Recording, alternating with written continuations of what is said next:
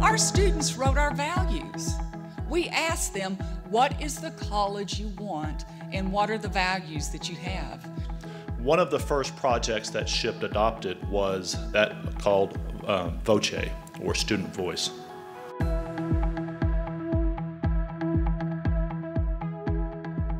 We signed a partnership to advance the semiconductor industry.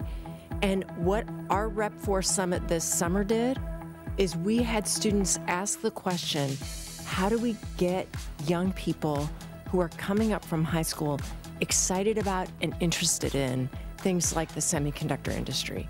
One of our proposals from the students, one of these design changes, was an app that helped students find mentors in STEAM.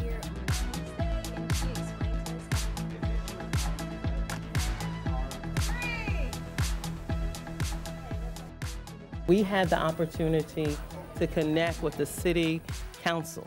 They came and they listened to the students, and they have made a commitment this year to work with our students. They are going to convert an old train and find ways for Black farmers in the community, because they have been at a loss in the community, and they're going to connect with Fort Valley and our students. Every single idea that those students talked about this past summer are still in the works. So I just want to say that this is working. Rep4 is working.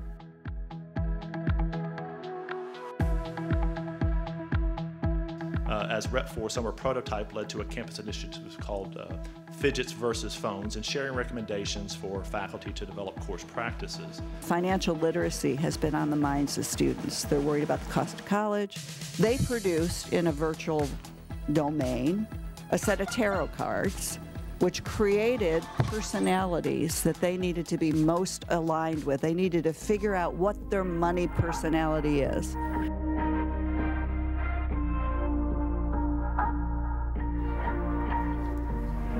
Just really want to create a really new, fun, engaging way to get people more comfortable with their finances. Today I'm here with my good friend, Wally. And they felt that it was important, before we even start to have a conversation about financial literacy, that we understand our own money personality, or our own way of dealing with money. So we're starting out with a personality quiz and have the users take the quiz to find out how they view money. So it says, take this quiz to discover the animal that best aligns with your money. Oh, your animal? I want to find out my animal. It says, if I have extra income, I'd prefer to hold on to it rather than use it. That's definitely me. Based on that quiz, they'll be put in community groups that they can view in that community room. Whoa. It's really fun visually, and playing around in a virtual space, I think, is what this generation likes a lot. I supervised a team of computer science students who are working with visual media arts students who are creative and understand user experience, user design. But also joining the mix was a accounting student with deeper knowledge in financial literacy.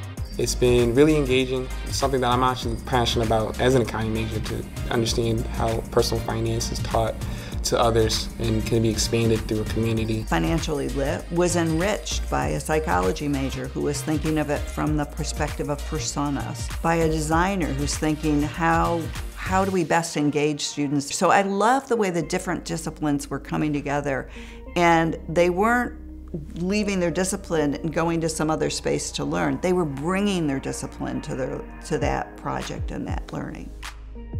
Part of our experience is really looking at what the appropriate form of technology would be for the idea.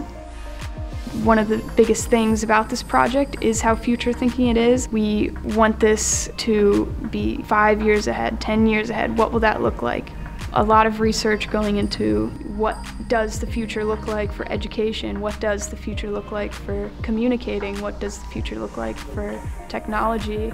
So all questions, we're all really interested in it, but it all ties into the project and the work that we're doing. We're creating this new world, in a sense, that gives a lot of other people who weren't in the conversation a chance to talk.